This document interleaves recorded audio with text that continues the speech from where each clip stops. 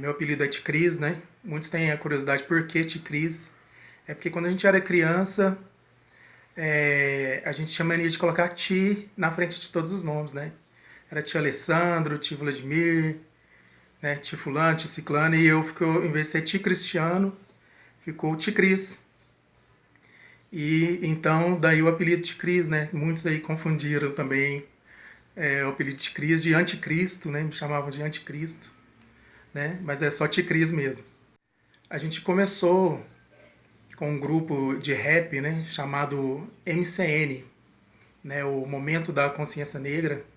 Eu conheci o Big Aaron, o Heron, né, um amigo meu de infância, e a gente, né, começou a gostar de música, ouvir rap, e a gente começou a escrever, a compor letras, né, e começamos a gravar fitas demos mesmo, caseira, com gravador. Um quarto, a gente fechava todo o quarto e gravava as fitas demos, né? E a gente começou a fazer algumas faixas, né? E ele começou com Dirigentes Falidos, né? A primeira letra dele. A primeira letra que eu fiz foi 190, Vocês que Acreditam na Lei, né? Bem conhecida aí do pessoal. E, e assim foi dada a nossa entrada aí no meio do movimento hip hop. A gente já acompanhava alguns grupos de dança, que ensaiavam ali no bairro, ali perto do bairro, na rua Ipiranga. E a gente começou a acompanhar, né, o movimento, quando tinha evento na Praça Sérgio Pacheco, quando tinha evento na estação de trem. Então, onde tinha evento, a gente ia, né? E a gente ganhou uma oportunidade de estar abrindo o show do Taíde DJ1 aqui na cidade de Uberlândia. Foi no Clube Girassol, né? E esse aí foi as portas abrindo pra gente, né? Aí foi quando a gente realmente ficou conhecido aí na cidade. A gente conheceu alguns grupos aí. Na época tinha o Radicais MCs, tinha o Crânios MCs, tinha o Elemento X, né, do Mamed, e outros grupos, né? E então a gente já começou a fazer parte do movimento. E a formação do BO se deu da seguinte forma, né? O Heron era estudante universitário, né? E ele conhecia alguns músicos lá na universidade, na UFO, e a gente começou a fazer uma parceria com esses músicos, né? Então, assim, a primeira formação do BO, né, a nossa primeira apresentação do BO foi numa calorada da UFO, né? E a primeira formação foi eu, né, no vocal, Ticris, Big Aaron, né, o Heron, Pichulé na bateria, Marcelo, Pedrão, né? O Pedrão é baixista até hoje, ele toca na banda Rod Hanna, né? E tinha até um chileno, né? O chileno, Hilário. Ele era um universitário, ele veio do Chile e foi o primeiro guitarrista da banda BO.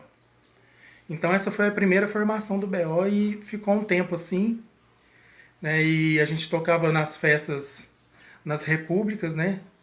E tocava nas festas universitárias e principalmente nas caloradas, né? E, e a gente começou a fazer o nosso som, fazer música própria, né? Gravamos algumas demos, né?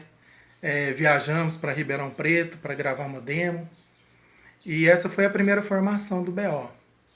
Né? A segunda formação do BO, né? Aí o PV, né PV, o André, comecei a chamar o PV para me ajudar a gente aí nos vocais aí, que o BO era bem família, era bem amigo, sabe? Era um grupo de amigos que queria expor suas ideias, né?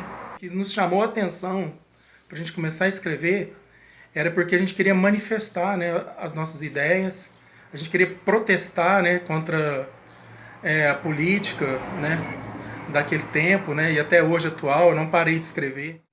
E o que nos chamou a atenção no movimento hip hop é porque através da dança, do grafite, né, da música, do rap, né, a gente poderia expressar os nossos sentimentos, a gente poderia protestar através das canções, né, através daquilo que a gente estava escrevendo, aquilo que a gente estava sentindo, colocar, né, da boca para fora através das nossas canções.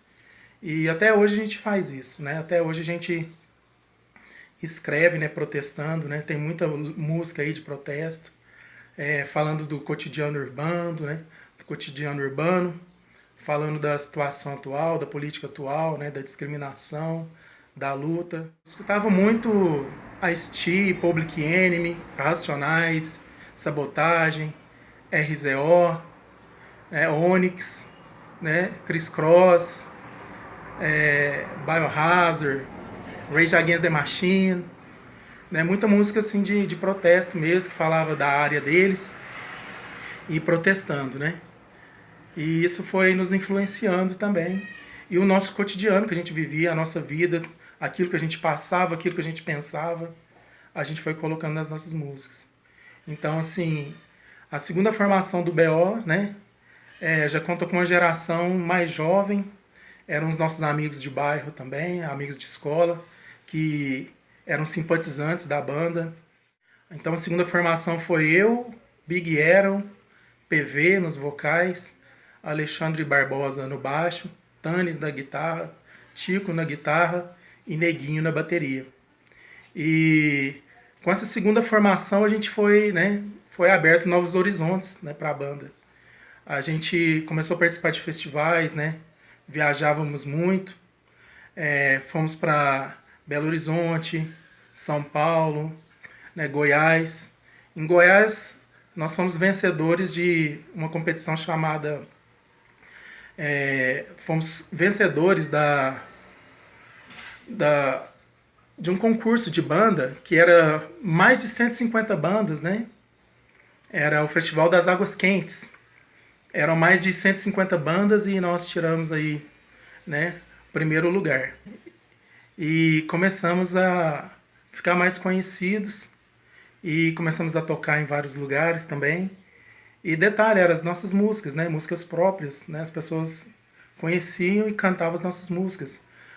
Colocávamos alguns covers também, que a gente gostava muito, e que tinha a ver com o som da banda. E a galera, né, gostava.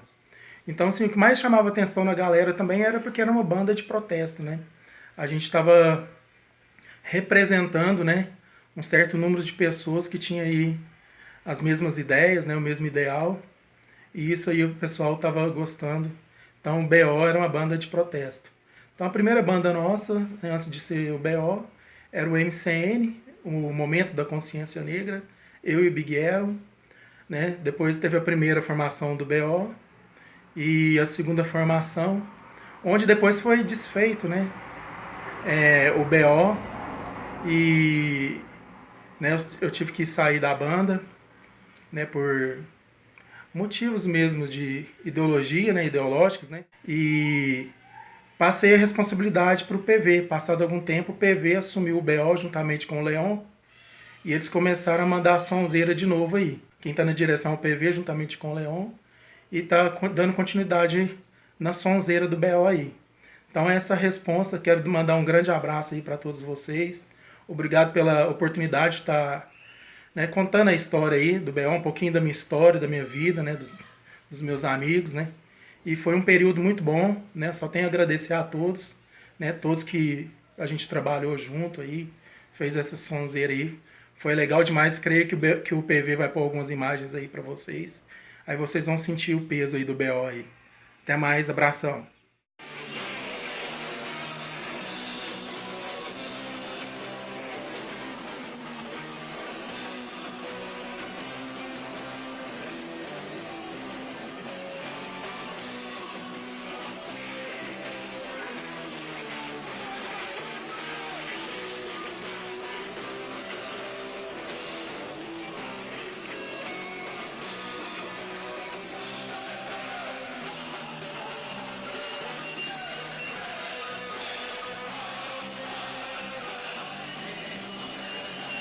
Tive um grupo de rap nos anos 90, né? Praticamente foi um dos primeiros grupos aqui da cidade de Uberlândia. O grupo se chamava MCN.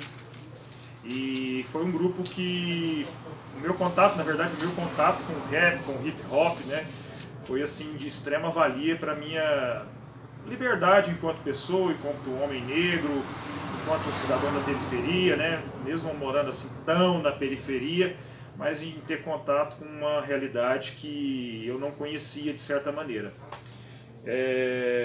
Como que eu iniciei no rap, né? Até, antes disso eu ouvia só rock, né? E eu tinha totalmente um contato assim bem distante, né? Com a música negra, em específico o rap. Nós tivemos o contato pelo ouvindo Racionais MCs. Racionais acho que foi uma das bandas que me libertou e libertou a muitos de uma certa tipo de escravidão mental. Então, ouvindo Racionais, a gente se inspirava muito naquilo, a gente começou a fazer cover de Racionais, a gente ia apresentar nas escolas, né, e era muito bacana, PV. E a partir daquilo ali, a gente sentiu uma vontade de escrever nossas próprias letras, né, de colocar a nossa própria realidade no papel e cantar essa nossa realidade. Então, junto com um amigo meu, que eu gosto muito, o Cristiano, o MC Cris, né, a gente montou esse grupo e começou a escrever letras. O Cristiano tinha uma habilidade assim, muito mais... ele era muito mais hábil para escrever do que eu. Começamos a produzir alguns resultados, né? Procurei um cara que era referência aqui em Uberlândia, se chama Mamed, ele já tinha todo um já tinha uma experiência maior no rap, no hip hop, e ele começou a nos, de certa maneira, nos apadrinhar. Por quê? Porque o material para se cantar rap naquela época, a gente não tinha aquelas bases, né? A gente não tinha condição de produzir. Aqui em Uberlândia era um comércio muito escasso, não tinha ninguém que tinha isso disponível para vender. Então, uma média era a única pessoa que tinha essa abertura. Então, ele nos apadrinhou, começou a nos oferecer a oportunidade de cantar. E aí a gente gravou a nossa primeira fita demo lá no estúdio dele, com uma merda, uma porcaria. Mas pra época ficou bom. Ficou bom, a gente gravou 3 músicas e tivemos também a oportunidade de nos apresentarmos em um show do Taíde DJ1, que é um cara referência no rap em Uberlândia. E a gente começou a produzir aquilo ali por um bom tempo, começamos a... como é que eu vou te dizer? Viver o hip hop, né? E por um certo momento eu decidi caminhar com esse grupo sozinho, né? Eu me filiei ao grupo Balé de Rua e eu era o cara que, onde o Balé de Rua ia, eu estava presente, mas com a parte musical de rap. Aí nessa parte de Cris já não veio, foi só eu. Até tinha um outro amigo meu, que chama Clark, né? Ele jogava basquete comigo, aí ele começou a cantar junto comigo também. Então também o Fernando Narducci é um cara que eu devo muito a ele, no sentido de me ajudou muito na levada do rap para vários lugares que eu nunca imaginei levar. Cara, o Boletim de Ocorrência foi uma evolução, não vou dizer uma evolução, mas foi assim, foi um caminhar, né? A gente começou depois de ouvir o rap, a gente estava começando a ouvir muito hardcore, muito rapcore, né? Então essa mistura do rock com a chamada, a cantada do rap, então isso nos influenciou também de uma maneira muito forte. Muitas bandas que a gente estava ouvindo que tinham essa levada e a gente começou a ter interesse em produzir algo daquela magnitude, mas não tinha ninguém que pudesse tocar pra gente, porque querendo ou não, Uberlândia, naquele momento, com raras exceções, eu não quero generalizar, mas o pessoal do rock ainda tinha um preconceito com o rap, então falava rap, ele achava que era batida, então ninguém queria fazer rapcore, ninguém queria tocar para 2 caras de rap cantar, ninguém queria fazer isso. E de repente apareciam uns 3 malucos lá, um deles era chileno, que tocava guitarra, e a gente falou, a gente canta e tal. Aí o cara começou a fazer uma base de uma música, a gente começou a cantar em cima, começou a ficar bacana, de repente virando para trás tinha um cara que falou, não, eu toco bateria, e um outro falou, não, eu vou fazer o baixo. Isso aí nasceu a banda. Aí foi a coisa mais sinistra do mundo, eu nunca vi isso acontecer. A gente ensaiou 10 minutos e subiu no palco e tocou. Acho que ele já tinha uma letra, que era Boletim de Ocorrência, BO, que era uma letra que ele fez para batida eletrônica, e ele adaptou. Naquele momento, o Cris é um cara que é um gênio, eu considero um cara assim, de mente muito elevada para o rap, ele adaptou essa música e os caras também são músicos excelentes. Em 10 minutos eles adaptaram, a gente subiu no palco, tocou essa música e o povo delirou, o povo adorou. Ali surgiu o Boletim de Ocorrência, por quê? o impacto foi tão positivo que os próprios músicos falaram, não, a gente tem que continuar com isso. Isso aqui não pode morrer aqui, porque todo mundo gostou, ficou uma levada massa. E ali começou a banda e ali começamos a produzir uma pegada totalmente diferente. Para um cara negro como eu, que tive uma infância ao qual toda pessoa negra no Brasil é vítima do racismo estrutural, né? E para mim que não conhecia de certa maneira ou não dava valor ao que vinha da cultura negra, o rap para mim foi libertador. Libertador em todos os sentidos, em valorização da minha etnia, em valorização de tudo que vem da cultura negra. O rap, ele produziu em mim uma liberdade, cara, uma revolução interna, cara. Eu devo ao rap, tudo que eu faço hoje, né, independente de talvez não ser tão ligado diretamente à cultura negra, mas o próprio fator de eu ter esse senso crítico, eu devo ao rap. Eu não devo à academia, embora a academia também contribuiu para isso, mas o rap, cara, ele foi libertador da minha vida, ele foi fundamental para esse processo de autoconhecimento.